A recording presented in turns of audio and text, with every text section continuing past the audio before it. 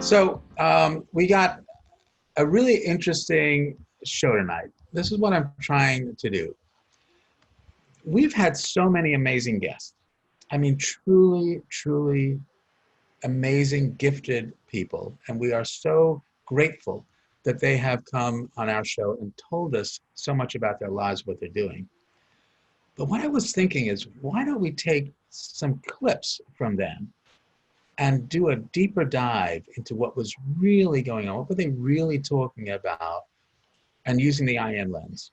And just to remind people, the I am is the I am approach, and I created it back in 1982. And the idea is no one's broken. No one is sick. We are all doing the best we can at every moment in time. It is our current maximum potential with the potential to change in the very next second to another I am. This is who I am. I matter.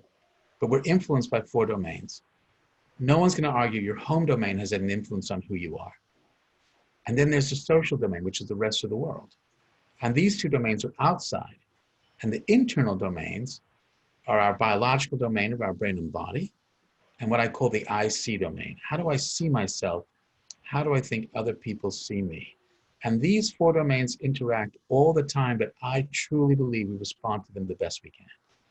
Doesn't mean you have to like it, but let's try to understand it. Let's look again at why we do what we do based on the influence of the domains. And think about the words, look again, look, again, to repeat something. Look like a spectator.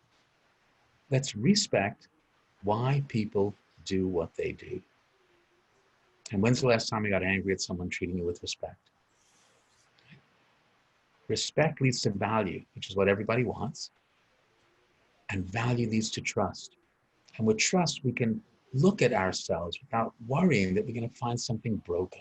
That's what the I am is about. It quickly cuts through that fear that we have that there's something wrong. There isn't.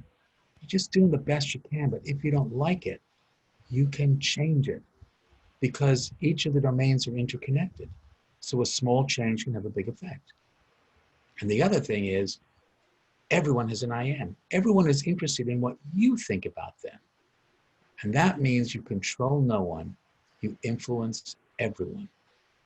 And you get to choose the kind of influence you want to be. And our guests have had amazing influence. And so tonight, what I wanted to do was take a deeper dive into some of them by playing a couple of clips from them. And Tom, who are we going to start with? We're going to start with Hedy? We're going to start with Hedy Pagremanski. Amazing lady. Prolific artist, even to this day. She's 90 years old. Fled, Nazi-occupied Europe during World War II, or pre-World War II. I believe it was 1938. Yeah, I think that's in World War II. It's in there. Yep.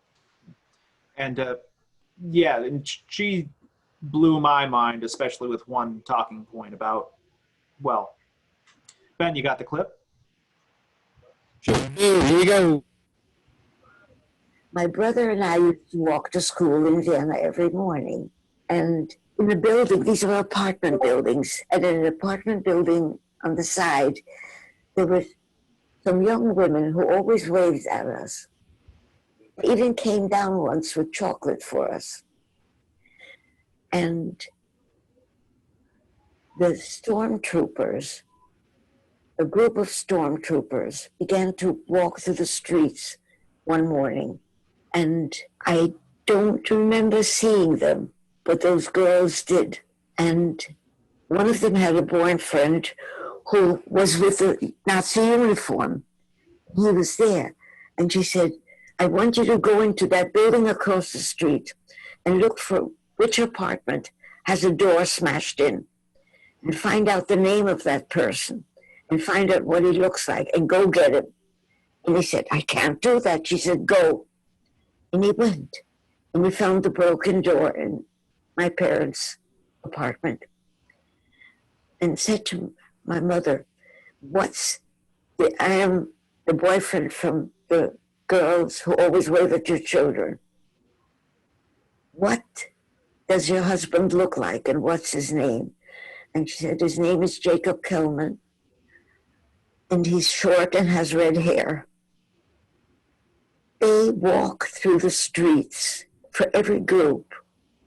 Were Jews, it was only men who were gathered at that time. And he would go up to them and say, "Who's Jacob Kellman?" And they kept walking and looking into groups until one had my father in it. And he yelled, "Come with me." And they walked my father. Either he or there were two, I don't remember that part of the story.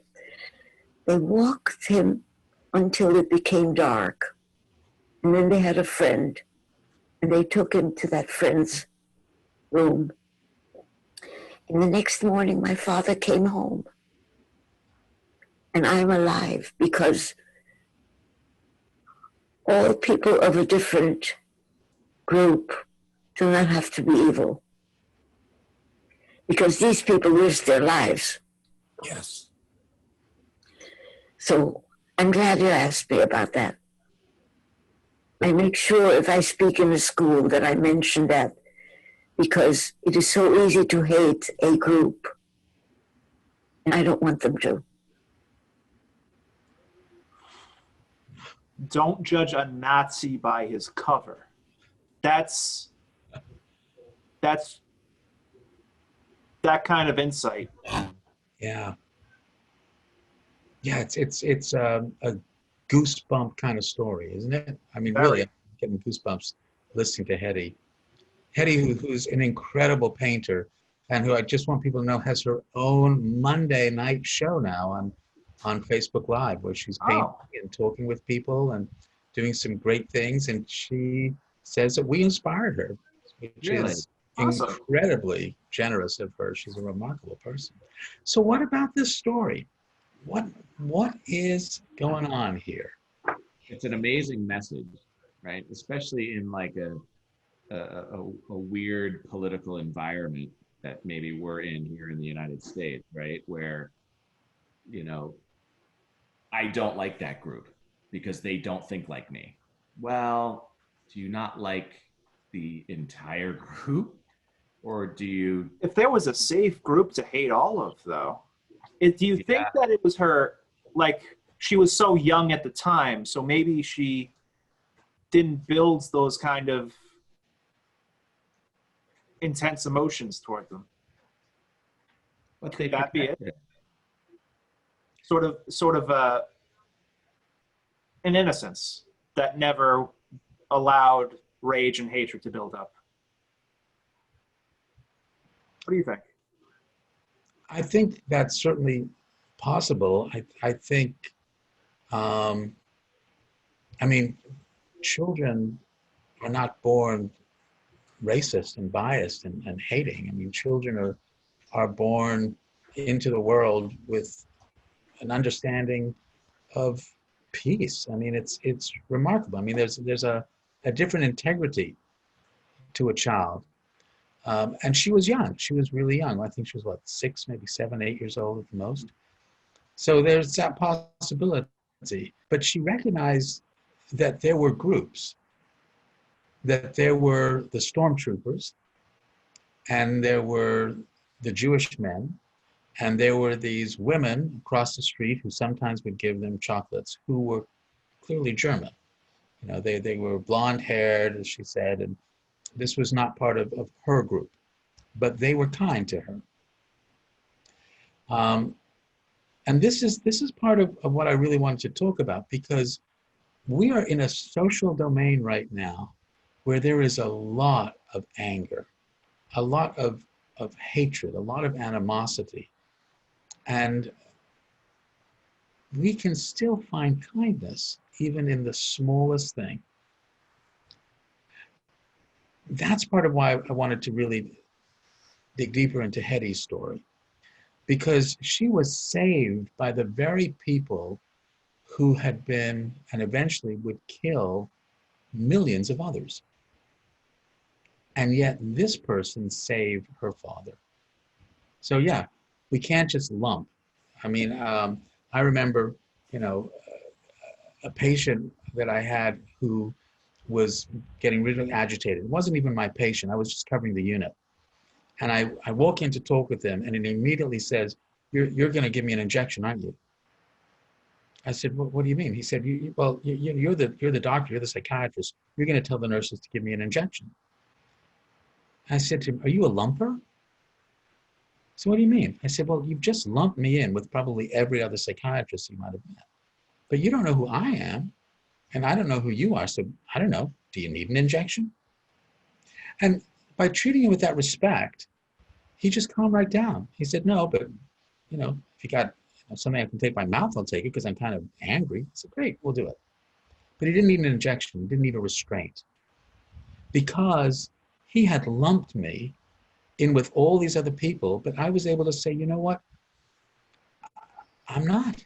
You don't know who I am yet. Remember my phrase, every friend was once a stranger. And what's really great is that we have friends right here who are not strangers, our sponsors.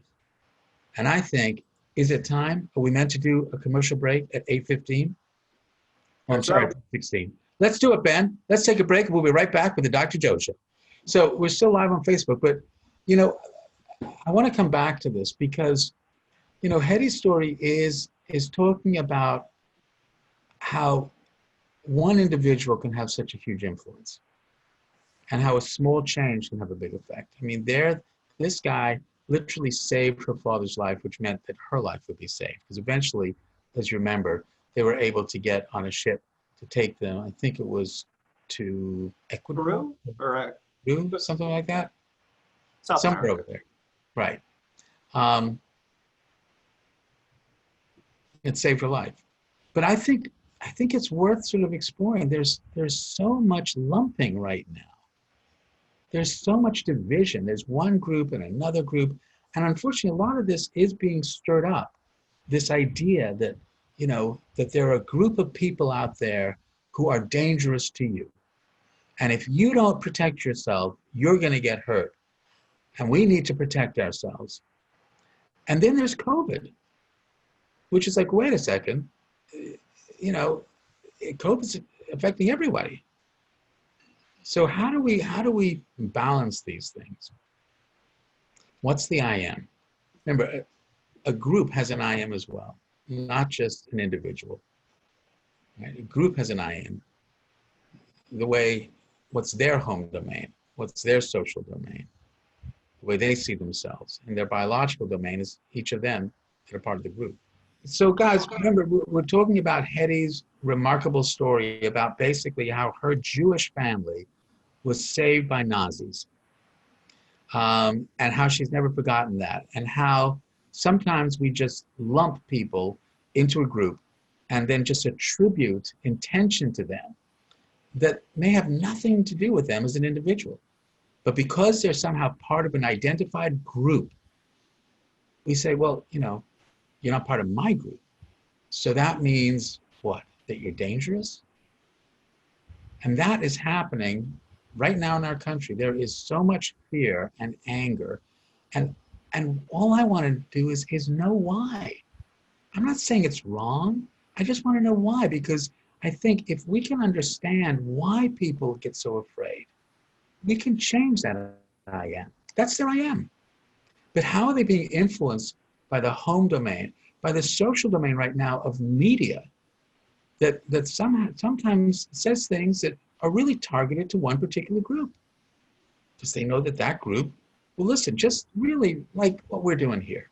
We're really hoping that it's a much larger group because everybody has an I am. But I really hope people can begin wondering, why do I do what I do? How am I influenced by my 4 domains? And once I understand that, it becomes a roadmap for change. If I don't like what I'm doing, because a small change can have a big effect, all I need to do is make a small change in any one of the domains and it will have a ripple effect. And then you can reassess your new I am. So it's a powerful story. Stretch the canvas, rush with madness. Is it sadness or just a show?